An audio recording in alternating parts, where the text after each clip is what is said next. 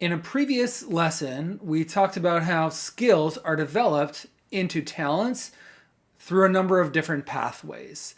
And perhaps the most important of these pathways is practice or practicing. And not just any type of practice, but structured practice.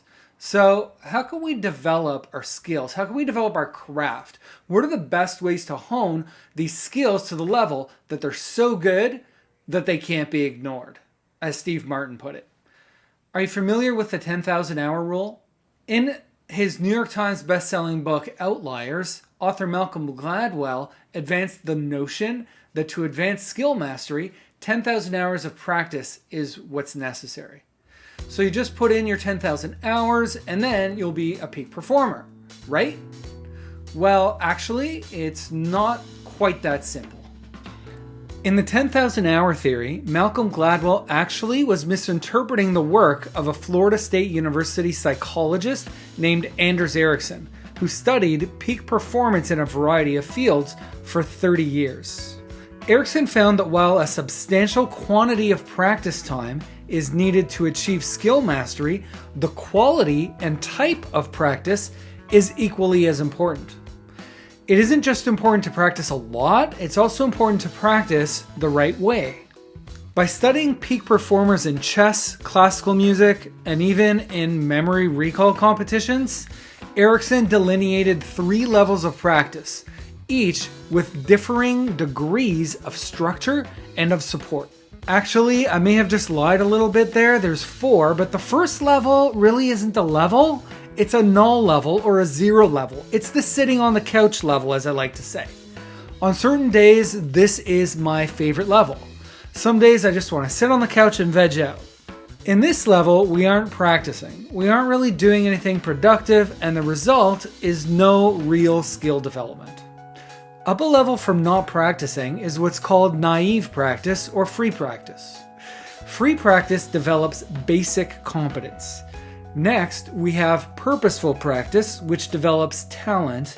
And finally, we have deliberate practice, which develops mastery. Naive practice refers to regular, consistent, unstructured engagement in doing a particular thing. The style is also called free practice. Naive practice can be effective in building skill competence just by virtue of consistent engagement. However, after a while, the skill development reaches limits to further development and hits a plateau. It's called plateauing. Purposeful practice refers to regular, consistent task engagement, but where the engagement includes 4 features or criteria. For practice to be purposeful, it also needs to be focused.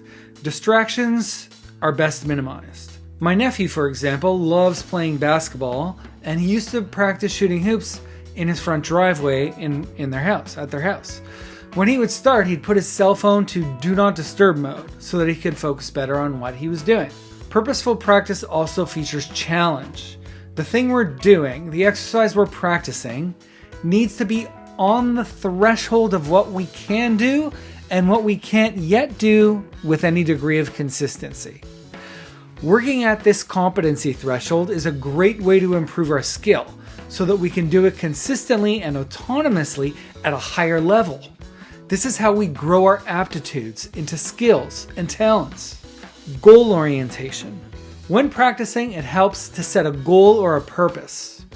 For my nephew, that may mean setting up pylons at 3 or 4 spots in the driveway and then setting a goal of making at least 4 or 5 of those shots from one location before progressing to a second or third location. The 4th feature of purposeful practice is feedback. It's beneficial to have immediate indicators of success regarding what we're doing. Returning to my basketball example, the feedback there is immediate and it's clear. Did I make the shot or did I miss it? If I made it, that's an immediate indicator of some degree of success. If I missed it, it's probably an indicator that I need some more practice. Finally, we arrive at the most effective level of practice. That's called deliberate practice. Anders Ericsson believed that deliberate practice is the gold standard of structured practice, and that if we want to reach our potential, if we want to attain peak performance, on a particular skill or skill set, deliberate practice is almost always necessary.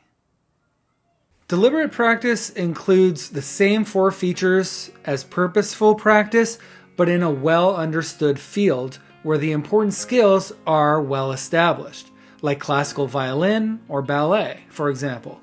And the skill development exercises and techniques are very well understood in fields like these.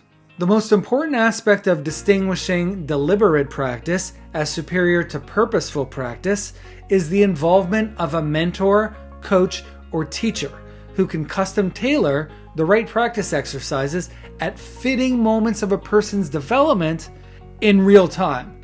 For my basketball playing nephew, it would be ideal to have a coach, for example, who could help make shooting technique adjustments as opportunities arise. Let's tie everything together.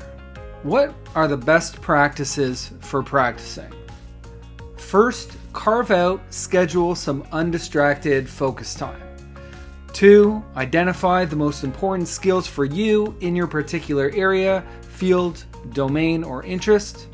3, engage in challenging exercises that lie right at the threshold of your skill level.